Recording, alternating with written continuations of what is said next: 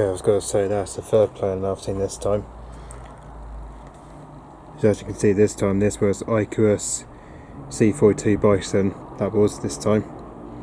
Obviously I've managed to see that from the distance though, but this was Nevada's G-CLYA, that was. Obviously that's the plane we saw yesterday though. That was the plane we've actually saw yesterday though. And as you can see here, look, this is the time it took off at its base at Pamplef Airfield at 2:30. So yep, that was the, so as you can see, this is where it took off from Pamplef Airfield.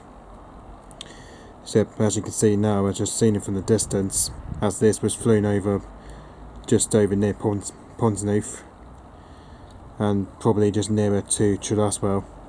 So I say, as you can see now, it's about to go pass over Panwell by the looks of it. It looks like it's probably going for a low approach by the looks of it. Hopefully we might be able to catch to see this one do a low approach, hopefully. As you can see now, dropping at 725 feet. Yep, this is where it's now aiming over to now, Conham River, by the looks of it. So yeah, this is where it's now about to aim over to Conham River. But hopefully we might be able to see it for the second pass, I don't know. But anyway, so yeah, thanks for watching, bye bye.